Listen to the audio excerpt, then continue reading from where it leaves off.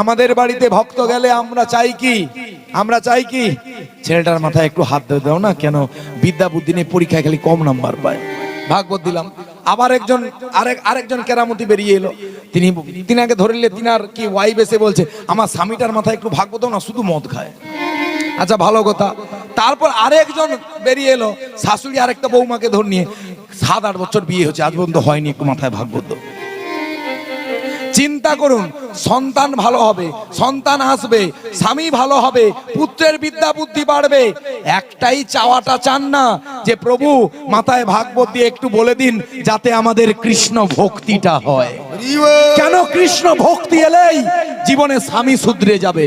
শুধরায়নি, দোষরত্নাকর শুধরায়নি, জগাই মাথায় শুধরায়নি, মদ খাওয়া কেস, কত উদাহরণ নেবেন, উদাহরণে সেট লাগিয়ে দেব। জগাই মাথায় শুধরেছে, মদ খাওয়া কেস শুধরে গেছে, লক্ষ্যইরা বেশ্যা শুধরেছে।